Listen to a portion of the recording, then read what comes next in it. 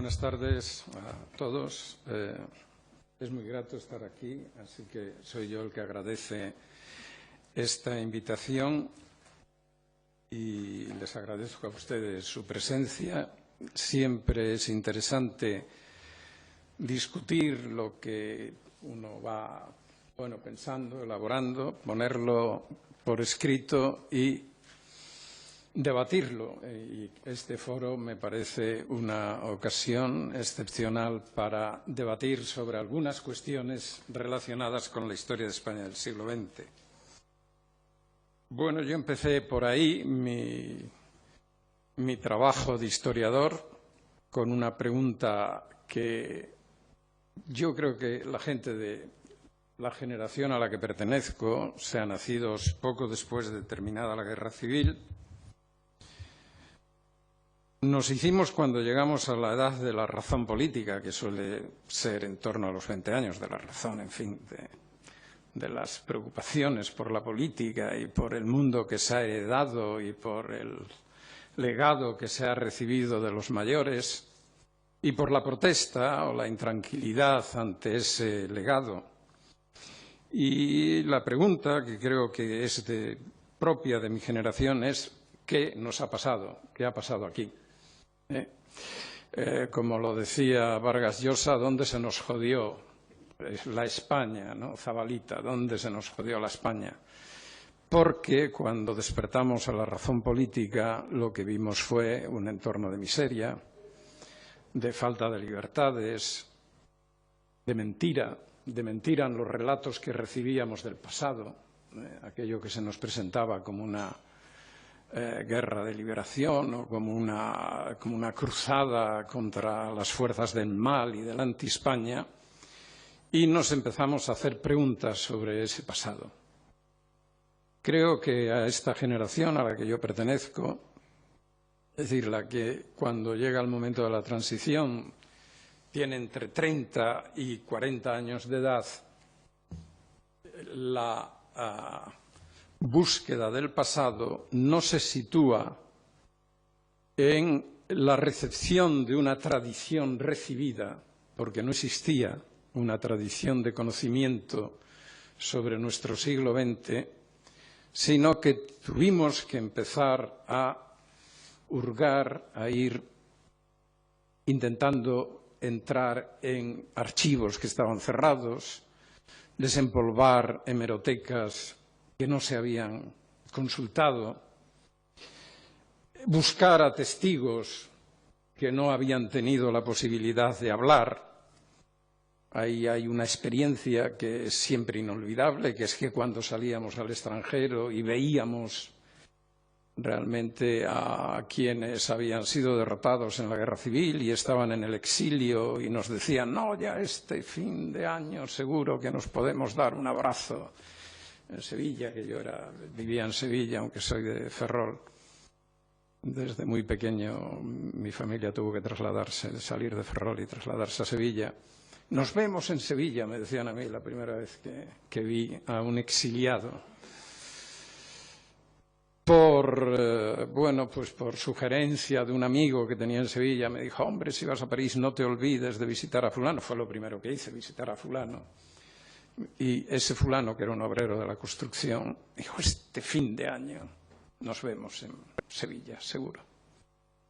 Bueno, ese es el mundo en el que empezamos a pensar el pasado.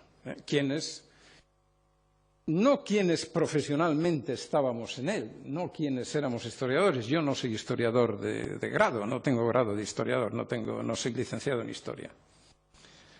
Sino que sentíamos la preocupación del conocimiento, de qué nos había ocurrido. Y empezamos a formularnos preguntas sobre ese pasado. Preguntas que casi siempre se detenían en la guerra. ¿Por qué la guerra? ¿Cómo fue posible? ¿Qué fue lo que originó, que motivó que los españoles comenzaran, dicho en términos muy genéricos, un combate atroz entre ellos mismos y de una crueldad que ya conocíamos, que había sido una crueldad impropia hasta cierto punto de la Europa del siglo XX, pero que después ha sido superada abundantemente por otras políticas eliminacionistas. Y buscando esas razones empezamos a construir nuestra visión del siglo XX. Yo hoy aquí lo que les voy a ofrecer como discusión es la visión esa del siglo XX que, bueno, en estos últimos 35 o 40 años pues he ido publicando, elaborando y debatiendo. Y lo primero que me parece importante en este recorrido es justamente el punto de partida. Nosotros habíamos oído una explicación de la historia como la historia de un fracaso. Es decir, el paradigma en el que nosotros empezamos a pensar tenía como elemento central el fracaso. España había fracasado. Era el fracaso de la revolución industrial. Recordáis, si aquí estáis familiarizados con historiadores y la historia, recordáis el libro de Nadal, el fracaso de la revolución industrial, pero el fracaso de la revolución industrial había sido también inevitablemente el fracaso de lo que llamábamos revolución burguesa. La revolución burguesa fracasada había conducido al fracaso del Estado español como tal. El Estado español en su constitución interna había sido un fracaso. Y finalmente el fracaso se había traducido en la imposibilidad de convivencia entre dos Españas que se habían enfrentado inevitablemente a muerte. Reduzco a esquema el punto de partida porque ese esquema era el que se nos transmitía a nosotros. De ahí se derivaban algunas consecuencias, naturalmente, que afectaban a las actitudes políticas, a la manera de ser nuestra en sociedad, porque uno de los elementos que acompañaban a esta visión de la historia como fracaso era que los españoles, a diferencia de los europeos de nuestro tiempo, ya del tiempo de los años 60, 70, éramos incapaces de vivir en democracia. De manera que la consecuencia política de esto es que los españoles teníamos la necesidad de un poder autoritario porque si ese poder no existía, el fracaso que había sido nuestra historia se traducía en un caos en el que era normal que unos y otros dedicaran sus energías a destruirse mutuamente. De manera que ustedes tienen ahí una explicación por la diferencia española respecto a lo que había ocurrido en los países europeos. España es diferente.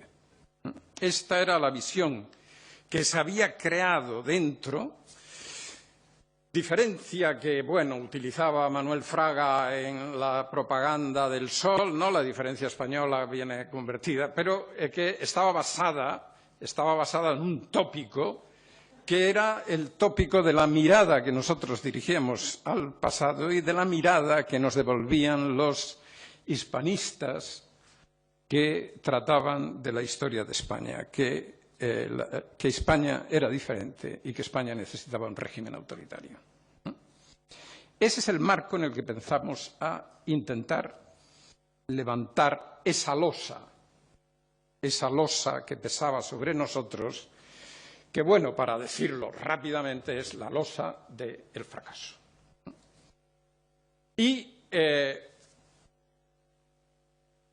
críticos de esa visión, críticos más que nada por una actitud, es decir, porque cuando salíamos a Francia no nos parecía que pasáramos a un país extraño o extranjero en el sentido de que no pudiéramos ser como él.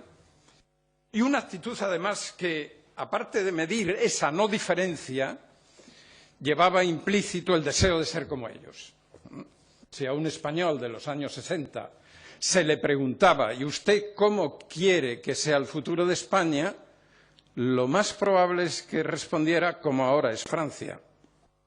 Mire usted, me contento con esto. Y ya me puedo dar con un canto en los dientes si la Francia del futuro es como la España del futuro es como la Francia actual. Y entonces adoptamos la actitud de aquel que busca en dónde radica esa diferencia. Y empezamos a trabajar. Y el trabajo, en cierta medida, reproducía el de una generación anterior de españoles, y la nuestra es la que nace en torno a 1940. Hay otra generación anterior que también heredó una España, bueno, no ya fracasada, sino muerta, como decía el gran profeta de estas tierras, don Joaquín Costa, la España moribunda que había bajado al sepulcro y que estaba esperando al Lázaro que la resucitara, que había nacido en torno a 1880 y que llegaron a la edad de la razón política más o menos cuando se produce la Gran Guerra. Yo creo que hay bastante parecido en la actitud. La actitud de aquella generación, de la generación de Azaña, la generación de Ortega, la generación de Falla, la generación de Picasso, la generación de todos aquellos que constituyen lo que hoy llamamos Edad de Plata de la cultura española, era que España se había desviado de la corriente general de la civilización europea y que había que cogerla y ponerla de nuevo en el carril. Y salieron también al extranjero. El extranjero le devolvió la misma mirada que nos devolvía años después a nosotros, y comparando a la España de entonces con lo que estaba ocurriendo antes de la Gran Guerra, inmediatamente antes de la Gran Guerra, en Francia, en Gran Bretaña y en Alemania, dedujeron que los españoles, que venían de una nación muerta, en el momento en que adquirieran ciencia como los alemanes, democracia como los franceses y educación pública o política como los británicos, podrían ser europeos. De manera que la diferencia que entonces veían estaba acompañada de también una actitud, una decisión que era, en cierta manera, precursora de la que después tuvimos nosotros, de que el único remedio para la muerte de España, para la vieja España de la que hablaba Ortega, era ser como los europeos. Es decir, ser competentes, tener ciencia, tener conocimiento, ser demócratas, reformar el Estado, construir una democracia y poseer esa educación pública que es solo una extensión de la educación general podía proporcionar, de manera que tuviéramos eso que los británicos llamaban, y la institución libre de enseñanza les envidiaba, el self-government, el autogobierno, el gobernarse a sí mismo, la capacidad de gobernarse a sí mismos, no de estar esperando al buen tirano, al caudillo, al que dirige, sino que tuviéramos esa capacidad de autogobierno. De manera que la historia de estas dos generaciones, del intento de la primera gran generación de españoles que piensan su pasado como un desvío, como el desvío general de la corriente europea, como decía Azaña, y el intento de la generación de los españoles que, como nosotros, no habíamos pensado eso como desvío, sino más bien como fracaso, llevaba a una conclusión similar. Queremos ser como los europeos. Y es menester poner manos a la obra en distintos niveles de la sociedad y de la política española no bastaba solo uno para conseguir ese objetivo. Y la historia, entonces, del siglo XX comienza con esa generación que intenta poner otra vez a España en el raíl de la civilización europea. Esa generación, tengo que ser para dejar, porque me temo, tengo 30 folios aquí, me temo, y he pasado solo uno. Como siga así, no discutimos, y yo lo que vengo aquí es a debatir. De manera que voy a ir a ver si no me pierdo, y voy a ir muy. El primer acto de esta historia, si la representáramos como un teatro, es cuando irrumpe esa generación, cuando esa generación llega a 30 años, e irrumpe en la vida política y la vida social española, llamándose frente a la vieja, la joven España. Es frente a la España decaída por la vieja política, la España nueva que trae una nueva política. El portavoz que reúne y que enciende esa manera de plantarse ante el pasado para construir otro presente es Ortega, en el año 13 y 14. Yo todavía recuerdo a don Ramón Carande, que asistió al gran discurso de Ortega de Nueva y Vieja Política, contando el entusiasmo que era capaz de transmitir aquel joven, Ortega tenía 30 años, aquel joven proponiendo a los españoles una nueva meta. Y diciéndoles, nosotros, que hemos accedido a la razón política en el momento de la caída de las últimas hojas de la leyenda patria, Ortega era muy dado a las metáforas que se pueden construir en oraciones subordinadas, que es complicado, porque bueno, una metáfora que solo tenía un dominio extraordinario. Nosotros aquí afirmamos una presencia nueva. Esa presencia nueva tiene que ver, cuando uno rasca un poquito, porque cuando esto se presenta normalmente se dice, sí, pero eran una docena. España era un país atrasado, España era un país rural, España estaba estancada, España era un país paralítico. Bueno, vamos a buscar cuántos eran, vamos a buscar si es solo una docena, si es Ortega y sus amiguetes. Vamos a ver. Bueno, y entonces lo que presenciamos es que en torno a 1910 la vida pública española empieza a sufrir una transformación de arriba abajo, especialmente en las capitales, pero en todas las capitales. Hay un dato inmediato que mide la profundidad de este cambio. Entre 1910 y 1930, todas las capitales de provincias de España duplican su población. Este es un dato que pueden decir, bueno, es un puro acontecimiento demográfico, pero para que eso pudiera ocurrir, tenía que ocurrir primero que la mortandad infantil se redujera. Para que eso pasara, tenía que haber mejor higiene, mejor atención hospitalaria, mejor atención a las mujeres que iban a dar a luz. Las mujeres que morían en una proporción extraordinaria antes de cumplir 15 años, bajan el porcentaje de su mortalidad de una manera extraordinariamente significativa entre esos 2 años. ¿Qué quiere decir esto? Que la población se está rejuveneciendo, que hay un crecimiento vegetativo sostenido en un dinamismo demográfico que empieza a llenar de gente joven las ciudades. Bueno, y cuando esto ocurre, normalmente las ciudades adquieren otro dinamismo.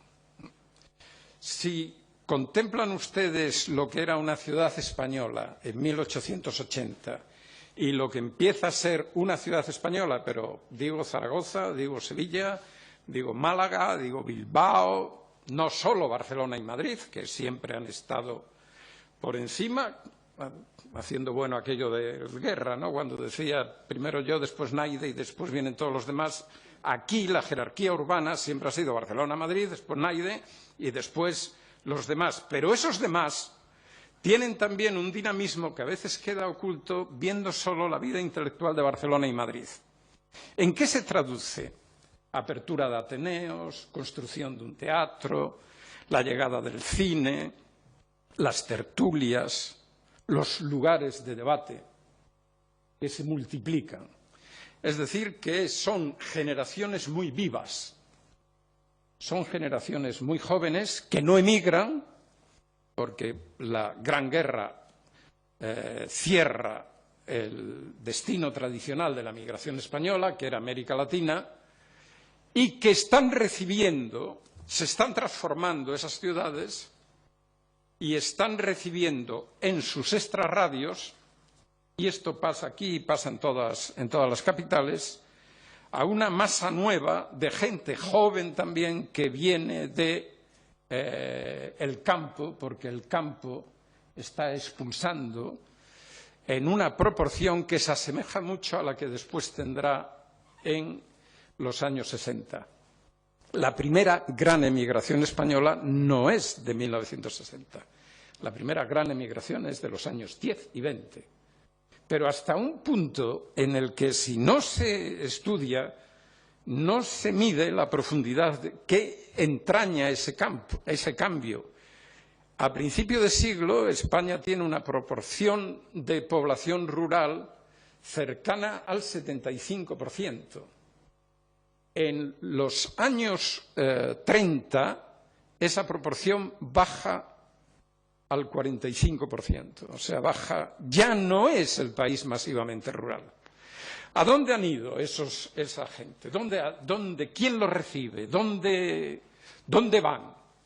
Pues van a esas ciudades transformadas que están reformando el interior, están construyendo los ensanches, colmatándolos con una nueva clase media profesional, y en los suburbios, en los extrarradios, está asentando malamente a una nueva población que no queda incorporada en la vida urbana de la ciudad, sino que vive como fuera de la ciudad y dependiendo de lo que pase en la ciudad para procurarse su sustento. Es decir, que es una franja de la ciudad que está viviendo en una situación muy menesterosa y que está pesando sobre el conjunto de la ciudad. Quiero decir, mientras la ciudad crece y hay construcción, esa gente tiene dónde comer, tiene trabajo. Pero en el momento en que por cualquier circunstancia la construcción se para, esa gente recibe el boleto de despido el mismo sábado y no tiene dónde ir a comer, excepto a instituciones de caridad, porque no hay seguros y no hay subsidio de paro. Eso quiere decir que la sociedad española se está transformando a una velocidad extraordinaria.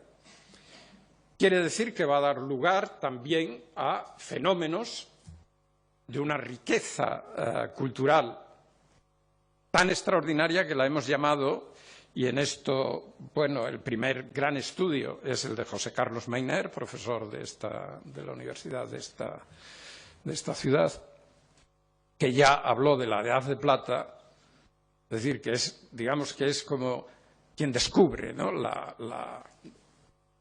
No es que no se conociera, pero no se había todavía producido ningún estudio que diera cuenta de la densidad cultural del momento.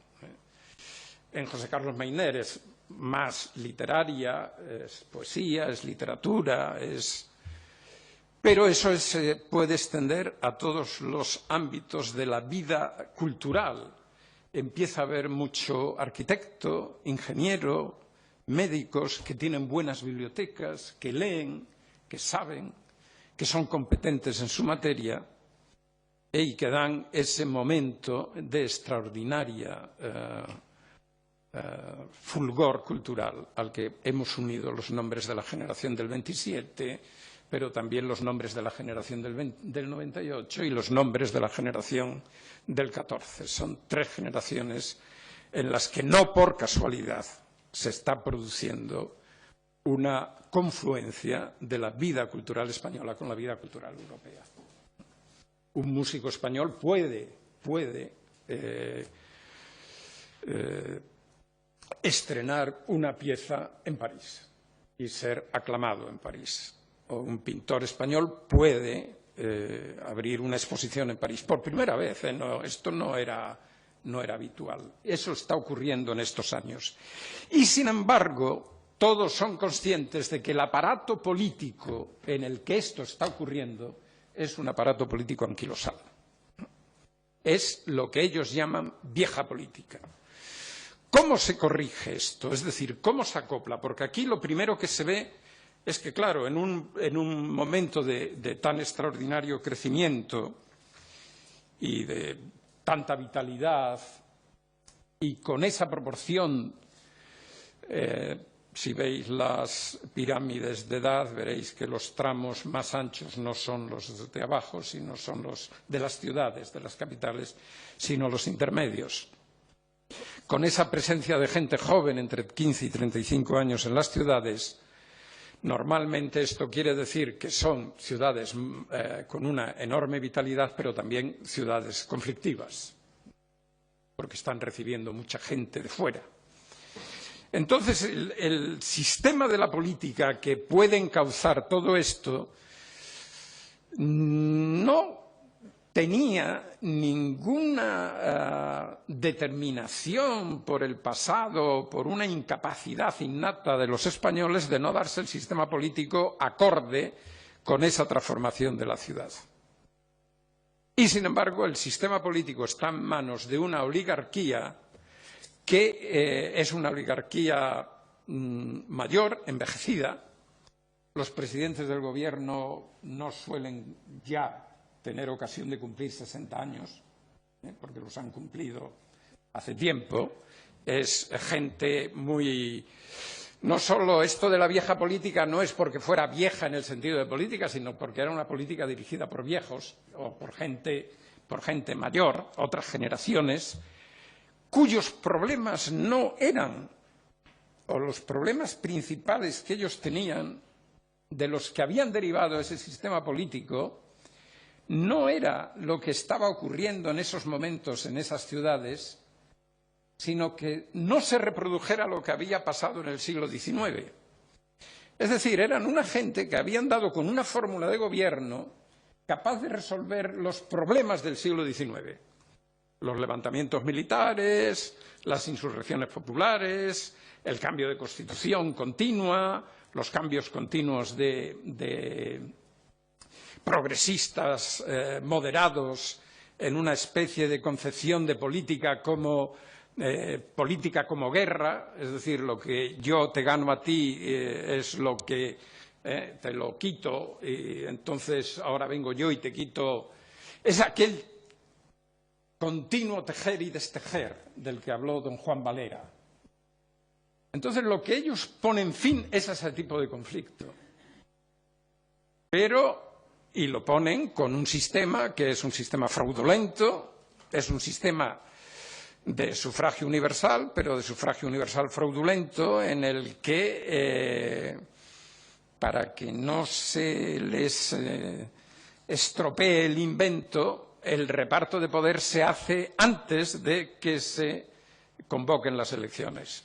Es decir, es un rey que cambia lo que se llama situación política, entregando el decreto de disolución al líder de un partido que va a convocar las elecciones, que las va a ganar. Las va a ganar porque las elecciones se basaban en un fraude. Y con esa ganancia va a gobernar durante unos años hasta que la situación se agota y va a venir el nuevo decreto de disolución. Esto daba una importancia, una relevancia al rey en el juego de la política, y esto, sobre todo, construía un sistema vacío, como no dejaron de observar algunos de los más inteligentes políticos de la Restauración. En este momento lo que nos interesa de ese sistema es que era un sistema no preparado para afrontar la transformación que estaba sufriendo la sociedad. Y esa no preparación del sistema se traduce en un cierre de filas en el que van de la clase política que finalmente va a dar lugar a una situación de continua inestabilidad, de conflictos que no pueden canalizarse y que va a conducir no a lo que aspiraban todas estas generaciones jóvenes, que habría sido, bueno, pues socialmente competentes, políticamente demócratas, culturalmente preparados, es decir, a una democracia de tipo europeo, sobre todo a la francesa, con algunos elementos de la democracia británica. El camino que hubiera sido posible recorrer y que no había obstáculos insuperables para seguir por ese mismo camino, fue bloqueado por un golpe militar. De manera que la pregunta, ¿dónde se desvió el curso?, yo diría el 13 de septiembre de 1923. Esa es una fecha clave de nuestro siglo XX, porque el golpe de Estado del general Primo de Rivera cierra la posibilidad de que el sistema de la política español transite con conflictos, como en todas partes. No se ha producido nunca ese tránsito libre de conflictos, con pasos adelante y atrás, como en todas partes por lo demás, pero tránsito de una monarquía constitucional oligárquica, no democrática, a una monarquía constitucional democrática, como era lo que pedía el Partido Reformista. Se puede decir, no había fuerzas suficientes que empujaran en esa dirección. Es verdad, no había fuerzas suficientes, pero otra clase política, otras decisiones políticas, otras estrategias políticas habrían sido suficientes para que España, en los años 20, hubiera transitado sin mayor problema, por lo menos sin problemas insolubles, de esa monarquía constitucional a la monarquía democrática. Y este es el primer punto que nos permite levantar por lo menos una esquina de esa losa. Nada de lo que ha pasado estaba escrito en las estrellas, nada ha sido el destino, nada ha sido el fracaso. Aquí el camino se torció por la estrategia de la monarquía después de la Primera Guerra Mundial, de sentir que el trono se empezaba a tambalear, como pasó a las grandes casas europeas, y en lugar de proceder a una reforma del sistema de la política que respondiera a las nuevas demandas de esa sociedad, en lugar de empujar hacia una fórmula democrática, empujó o se echó en manos de una dictadura militar.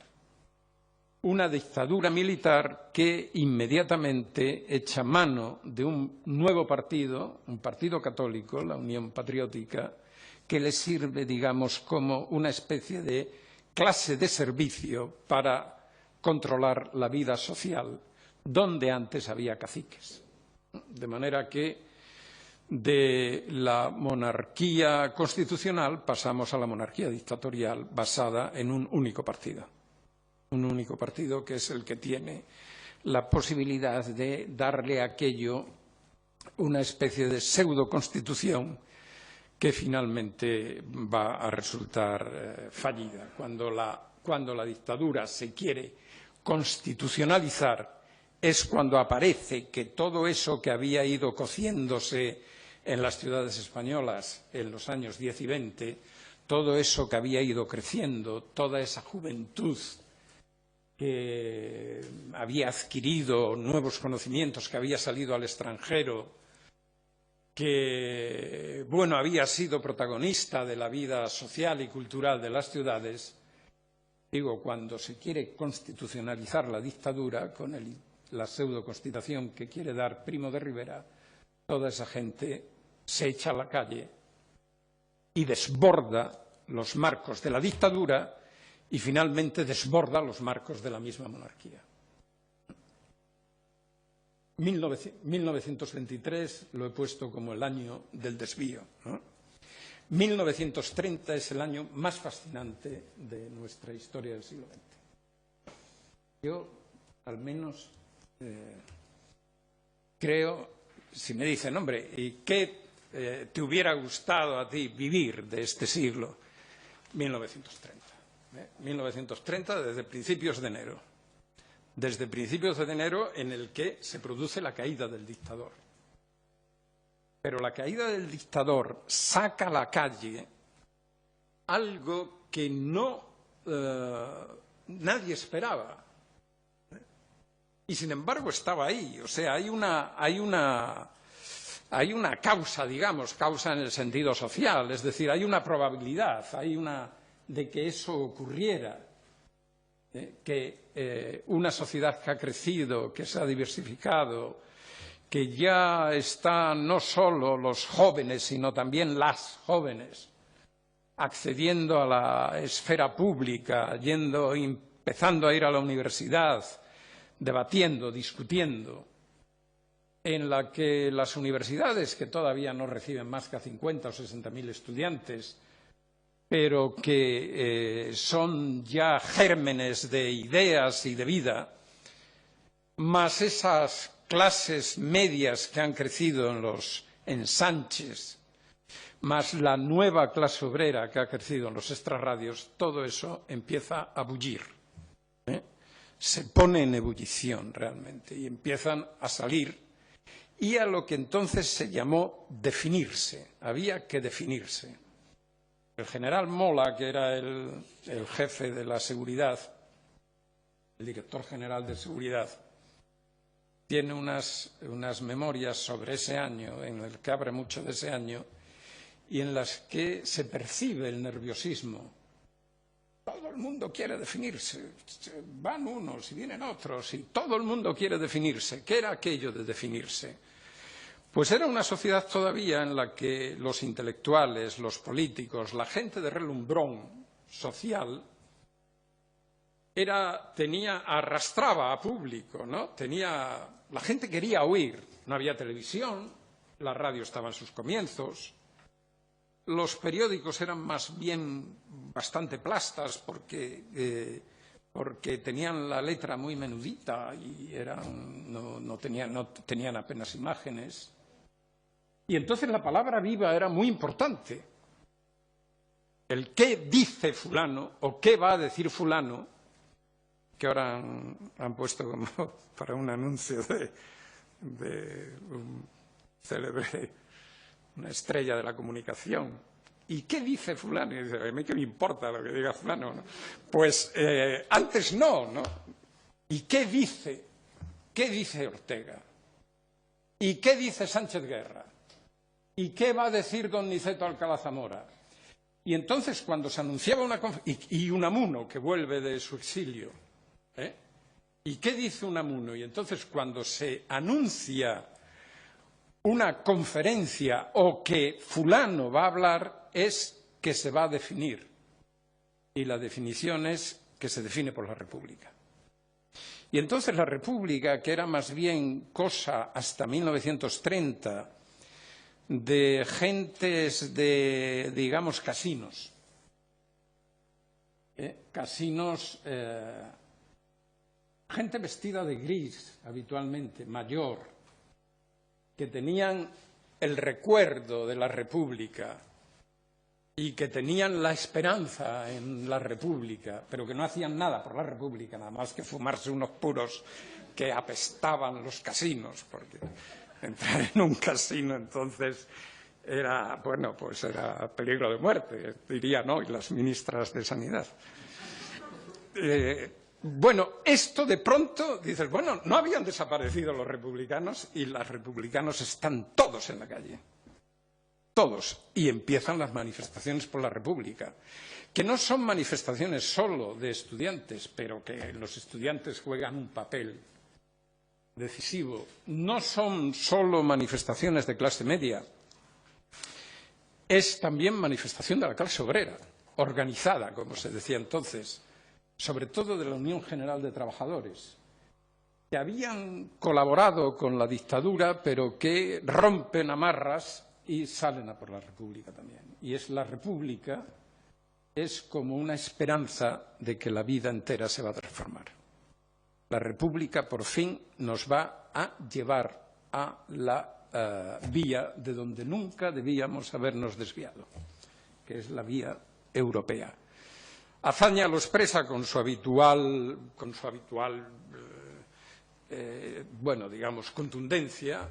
Lo expresa desde 1923, pero ya en 1930 es otra cosa muy distinta, diciendo, bueno, nosotros que venimos, él venía de un partido reformista, monárquico, digamos, accidentalista más bien, el partido reformista, es decir, él había apostado por él y tantos como él, había apostado por la evolución en paz de una monarquía que reformara el Estado a una democracia coronada, es decir, una democracia con rey. A partir del golpe de Estado, él saca la ecuación que repetirá continuamente: en España, monarquía es igual a despotismo, república es igual a democracia. O sea, democracia y monarquía no pueden ir juntas. Bueno, esta impresión de que democracia y monarquía es lo mismo es la que impregna a toda esa gente que se mueve en 1930 con un añadido que es muy importante. El añadido es que, además de democracia, la República tiene que reformar no solo al Estado, sino también a la sociedad. Y entonces el programa, digamos, republicano no es simplemente un cambio de Estado. El programa republicano es un cambio de vida. Y eso explica que la República se proclame en el marco de lo que se puede entender como una fiesta popular que ellos entendieron que era una fiesta popular revolucionaria, o sea, el pueblo en la calle haciendo una revolución pacífica. De manera que todo el mundo celebra la paz con la que se viene y todo el mundo entonces empieza a pensar que la República ha venido para quedarse, para siempre. Fíjense ustedes, cuando hay una revolución, cuando un cambio de régimen se produce por un movimiento revolucionario, por la toma de poder de un partido, normalmente se instituye de inmediato una dictadura y los revolucionarios empiezan a gobernar por medio de leyes excepcionales o simplemente de un poder excepcional. La República viene por una especie de revolución que no es la conquista de un espacio ocupado y la expulsión de quienes detentaban el poder, sino que es más bien la toma pacífica de un espacio previamente desertado. Eso hace que el gobierno de la República, que es un gobierno de coalición republicano-socialista, piense que es posible abordar todas las reformas que no se habían realizado previamente y que son muy profundas, que afectan a todos los niveles de la vida, que se pueden tomar en un espacio corto de tiempo, de manera que empiezan primero una nueva Constitución, inmediatamente unas leyes que pretenden poner a la Iglesia, quitar de la tutela del Estado a la Iglesia y colocarla en el sitio que ellos piensan que le correspondía, una reforma militar, igualdad del hombre y la mujer, leyes sociales. Como le decía Ángel Osorio, que era un católico algo extravagante en el mundo católico de entonces, Azaña, cuando cae el gobierno, le escribe una carta diciéndole que la República ha tocado todo y lo ha tocado bien, pero ahora es menester parar para que todo esto empiece a ser asimilado por un cuerpo que ha sufrido una transformación tan profunda, tan rápida. Eso solo se puede gobernar así cuando uno piensa que como resultado de la forma de proclamación de la República no hay fuerzas que vayan a obstaculizar esas reformas. Y el proyecto republicano y el gobierno republicano va a suscitar una oposición cada vez más creciente en el mundo católico, en el mundo militar, en el mundo de los propietarios de tierras, en el mundo, y empiezan a surgir obstáculos para los que el gobierno carece de fuerza para superar. De manera que la república aquella que nace como una gran esperanza a los 2 años es una república llena de conflictos, unos conflictos que finalmente van a acabar con ella. No voy a entrar aquí en cómo fue que la república finalmente fue, bueno, en el año 36, es víctima del golpe de Estado, de la guerra y de lo que pasa después. Lo que me interesa destacar es que ese proceso pudo haberse consolidado. Igual que el proceso de la monarquía hacia la democracia pudo haber avanzado dentro de la monarquía, el proceso que se inicia con la República, al que le surgen obstáculos, pero que en principio no tenían por qué haber acabado en un enfrentamiento a muerte entre españoles, pudo también haberse consolidado. ¿Por qué no se consolida? Es algo que dejo al debate. Lo único que me interesa, para ya ir corriendo a la segunda parte de este, es que no se consolidó. No se consolidó, la República fue derrotada y en su lugar se vuelve a establecer una diferencia española, que esta vez no es la diferencia que podía percibirse en la monarquía constitucional fraudulenta de los años 10 y de los años 20, que se decía que había provocado esa decadencia de España, sino que es una diferencia que afecta a la definición del ser mismo de España y al sistema de la organización de la vida política española. Esa diferencia es que España es un Estado católico y que ese Estado católico es un Estado que da lugar a una forma especial, gracias, de Estado español, que es una democracia orgánica.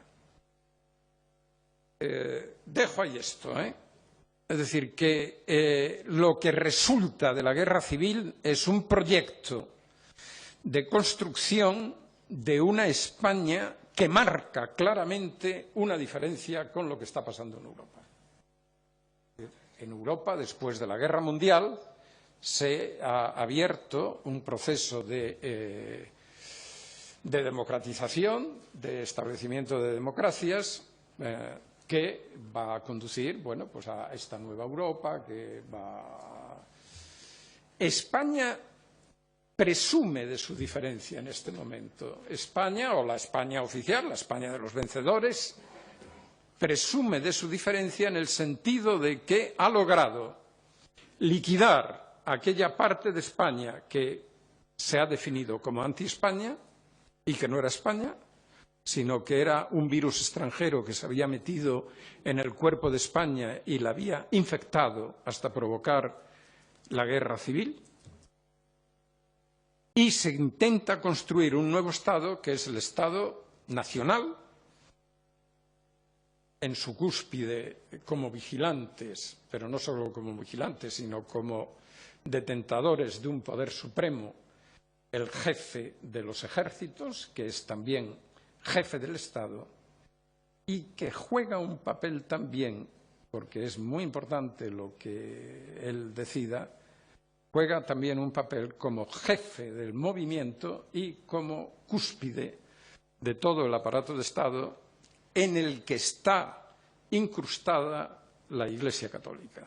De manera que Franco recibe los tres carismas propios del jefe militar, del jefe político y del enviado de Dios.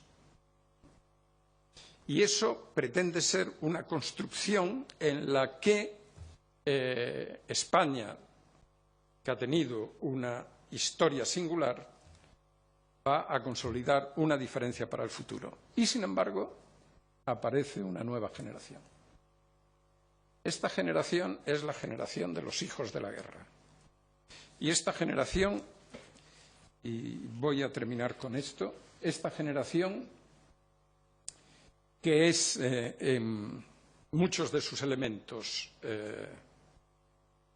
está formada por hijos de quienes han vencido, pero también por hijos de vencidos, se encuentra por primera vez a mediados de los años 50 en la universidad, pero también en el mundo del trabajo, en el mundo laboral, se encuentra con una realidad que le está empezando a producir la misma impresión que a los mayores de los que habían quedado muy eficazmente cortados. Es decir, nosotros realmente no sabíamos qué había habido antes.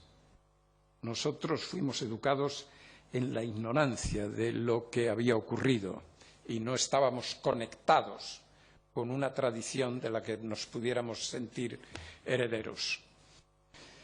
Entonces, lo primero que hace esta generación es poner en discusión la raíz de esa diferencia, que es la guerra civil. Y el primer manifiesto que producen los universitarios españoles, precisamente cuando se cumplen los 20 años del comienzo de la guerra, es decir, el 1 de abril de 1956, después de los acontecimientos de febrero en la Universidad de Madrid, que serán luego en Barcelona y serán en Sevilla, es un manifiesto en el que aparece por vez primera la conciencia de un nuevo sujeto que pide intervenir en la historia, digamos. Y ese nuevo sujeto se bautiza a sí mismo como nosotros, hijos de los vencedores y de los vencidos.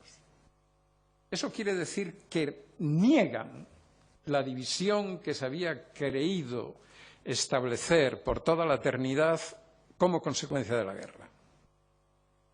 La funden en un nuevo sujeto, lo cual solo se podía realizar, solo se podía llevar a cabo si uno ponía en discusión el relato recibido de esa guerra que había dividido a los españoles en luz y tinieblas, bien y mal, mártires y verdugos, etc. Y entonces, por vez primera también en estos manifiestos, la guerra es definida como inútil matanza fratricida. La inútil matanza fratricida pone en movimiento unas energías que van a ser también las energías de la nueva clase obrera que está apareciendo al socaire del desarrollo económico que comienza en torno a 1959-61. Unas nuevas energías en las que el primer objetivo, lo primero que aparece ahí es que nosotros no estamos determinados por el pasado. El pasado que dividió a nuestros padres no nos determina a lo que nosotros vamos a intentar hacer. Quien primero percibe este nuevo estado de cosas, digo quien primero lo percibe y se puede documentar que lo percibe, es el Partido Comunista.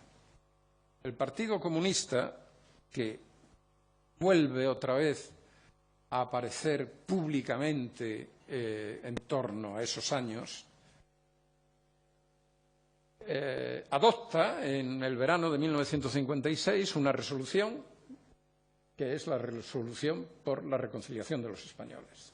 Así ha pasado a la historia. Donde hay otro relato de la guerra. Es decir, han tenido el oído abierto. Aquí está funcionando este grupo en el que está Jorge Semprún y están varios. El grupo que es detenido en Madrid en el año 56.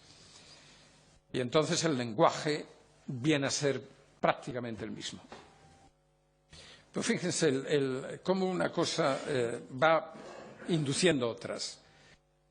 El Partido Comunista en ese manifiesto, en esa resolución, da explícitamente la guerra por terminada. Dice, la guerra civil es historia. Esa es una expresión que nosotros oíamos mucho. La guerra civil es historia. ¿Qué quería decir? Que la guerra civil no determina el futuro. El futuro está en lo que comenzó a llamarse reconciliación.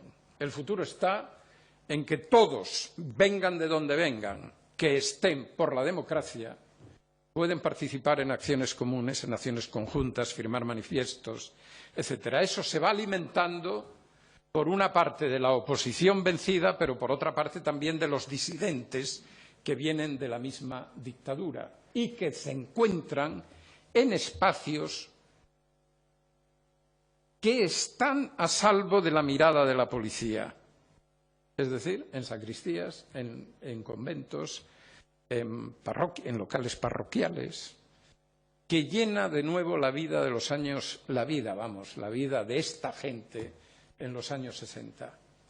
Ahí creo que es donde se empieza a percibir la presencia de lo que podemos llamar demócratas antes de la democracia. Es decir, si yo, católico, con 25, 26, 27 años,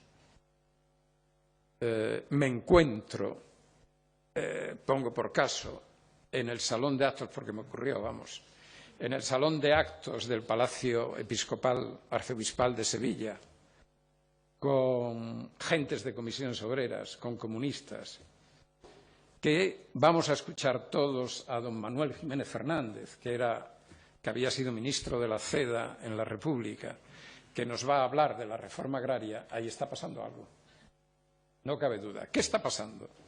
Bueno, que al socaire también de la transformación de la sociedad, de nuevo emigración, de nuevo las ciudades creciendo, de nuevo la miseria orlando a las ciudades españolas, de nuevo lo que tienen ustedes, nadie ha escrito de eso como Luis Martín Santos en Tiempo de Silencio, esa salida de la ciudad, esa es una experiencia nuestra. Vas por la ciudad andando, se andaba mucho más que ahora, entonces andábamos mucho, porque las extensiones eran distintas. Ibas por la ciudad y de pronto veías una gran ciudad de chabolas que habían crecido, como dice Luis Martín Santos, del día a la noche, porque había que aprovechar las horas de la noche para montar la chabola, porque así el guardia municipal que venía no podía derribarla porque ya era domicilio, era donde vivía alguien y no se podía derribar.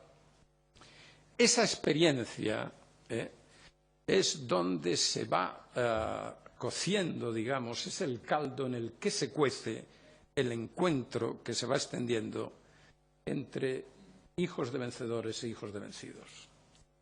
Y donde van a surgir las nuevas propuestas en relación con el futuro.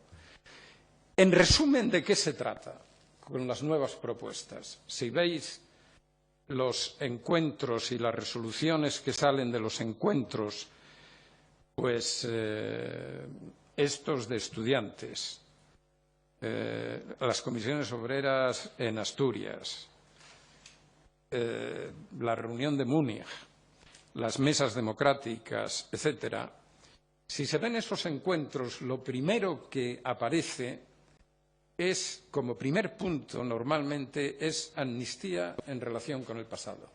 Del pasado no se le va a pedir a nadie responsabilidad. Eso es así desde el año 48, desde el primer encuentro entre Prieto y Gil Robles, el ministro de Defensa I de la República, digamos, financiero hasta cierto punto. Les pasó el dinero que había sobrado de las elecciones de febrero del 36, se las pasó a Franco la CEDA, o a los insurgentes más bien, más que a Franco directamente. Ahí ya empieza esa mirada que es amnistía.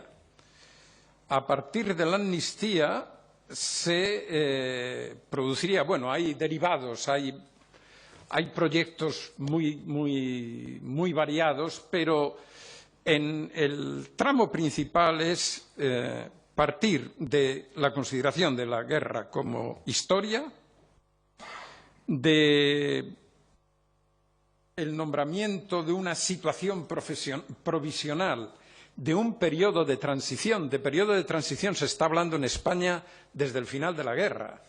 Se está hablando que sería necesario un periodo de transición. Yo ahí tengo un articulillo que llamé Transición antes de la transición, porque me sorprendió. Con las fichas ahora, con el FileMaker, puedes ver, a ver, desde cuándo empiezan, me vas metiendo fichas sin saber qué metes muchas veces, ¿no? ¿Y desde cuándo se empieza a hablar de transición? Bueno, y se empieza a hablar en el exilio desde enseguida. Enseguida, o sea, esto va a necesitar un periodo de transición que, a partir de la recuperación de las libertades, etcétera, va a dar lugar a un proceso constituyente que definirá el Estado que los españoles quieren darse. ¿Cuál es el modelo? Es decir, ¿en qué se estaba pensando? Pues la respuesta también es muy obvia, aunque se ha insistido poco en ella. Se estaba pensando en las transiciones a la democracia que tuvieron lugar en Italia, en Francia, en Alemania, después de la Guerra Mundial. Es decir, amnistía sobre el pasado, transición, proceso constituyente y un nuevo, el proceso constituyente que acaba en un referéndum, en una manifestación de la voluntad de los españoles en relación con el sistema que quieren darse. Esto quiere decir que repetíamos en cierta manera, o más bien escribíamos en prosa sin saber cómo era aquello de escribir en prosa sin saberlo, ¿no?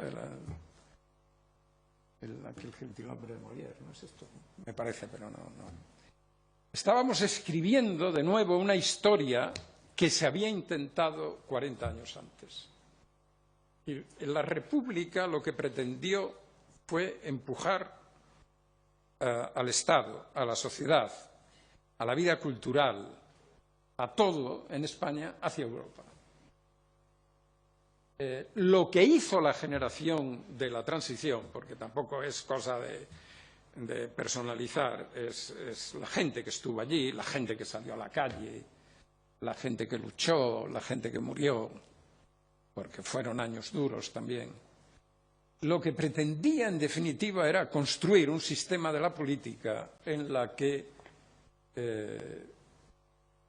por un pacto que necesariamente tenía que ser entre quienes venían de la dictadura y quienes venían de la oposición, por un pacto, y la idea pactista es propia de ese juego político, digamos, no inventada en la transición, sino inventada previamente en los años 50 y en círculos muy minoritarios.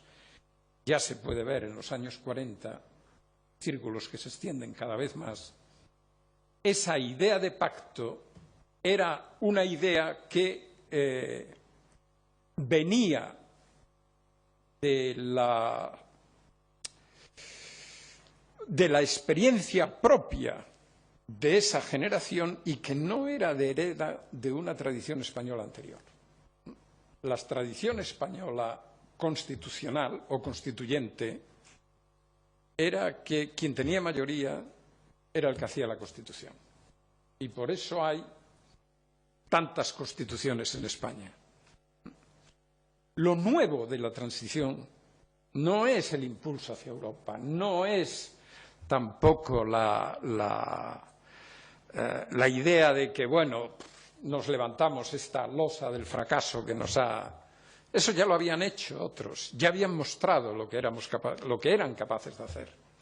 Lo nuevo, lo que surge, pero nuevo porque es algo que se ha ido trabajando previamente, es esta idea de pacto, que tiene como expresión más gráfica para aquel tiempo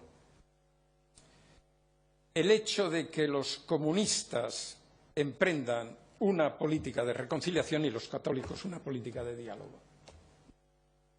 Hay una conversación que refleja muy bien esto, que tiene Gabriel Jackson con el que fue director del Archivo de Indias de Sevilla, José María de la Peña, que lo encuentra en 1961. José María de la Peña había sido de las Juventudes Socialistas y, bueno, había estado depurado, pero finalmente, bueno, salvó la vida, no lo mataron y pudo seguir con su carrera de archivero y llegar a director del Archivo de Indias. En 1961 era director del Archivo de Indias. Y Gabriel Jackson le pregunta, bueno, ¿y usted cómo ve como el futuro? ¿Cómo se puede salir de esto? Y José María de la Peña dice, pues mire usted, haciendo lo que los italianos. Yo quisiera que en España pudiera ocurrir lo que ha ocurrido en Italia, que quienes vienen del socialismo puedan encontrarse con quienes vienen del catolicismo. El poder de la Iglesia Católica en la España de la dictadura hacía imposible que se abriera cualquier camino de futuro si ella misma no sufría una gran transformación. Y la sufrió. Con eso que empezó a llamarse el diálogo, Joaquín Ruiz Jiménez, Cuadernos para el Diálogo, ahí empiezan a escribir comunistas, empiezan a escribir gentes de comisiones obreras y empiezan, en las reuniones que todo esto va produciendo, empiezan esos dos mundos que antes habían negado.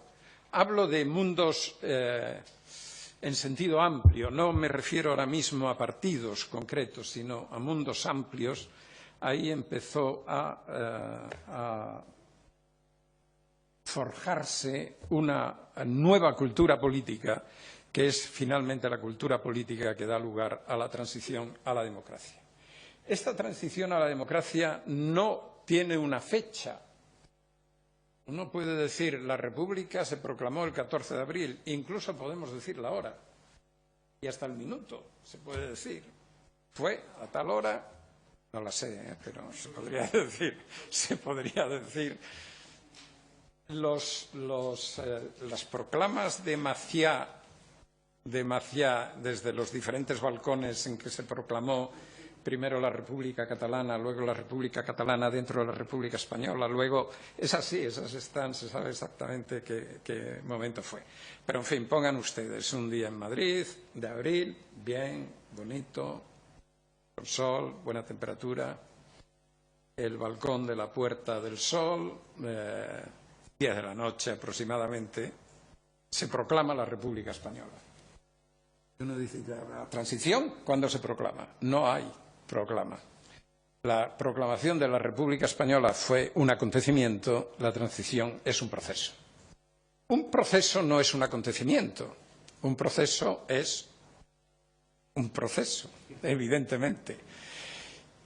¿Qué quiere decir con esto? Que cuando se proclama la República, quienes la proclaman son los que van a hacer la Constitución. Pero en un proceso, quienes intervienen en un proceso tendrán que pactar para hacer la Constitución. Y la Constitución es una Constitución pactada. Es una Constitución pactada desde el principio hasta el final. Esa Constitución pactada no tiene el fulgor de la Constitución republicana. No tiene la celebración pero el pacto que hay por debajo de ella, sosteniéndola, es en su efecto más sólida que el acontecimiento. El acontecimiento será sólido en la medida en que de él se derive un poder capaz de. El proceso es sólido sin necesidad de que un poder, sino será sólido en la medida en que asegure que los participantes en el sistema político están todos de acuerdo en las bases sobre las que van a participar. Y esa es la solidez de nuestra Constitución. Y eso es lo que en las visiones que hoy se están divulgando, de que aquello fue una cesión, de que fue un silencio, de que hubo un olvido, de que los españoles enfermos de amnesia se dejaron conducir. Eso es lo que se está en este momento, por la acción de estos nuevos discursos sobre el pasado, se está deslegitimando. Pero yo dejo aquí ya de hablar.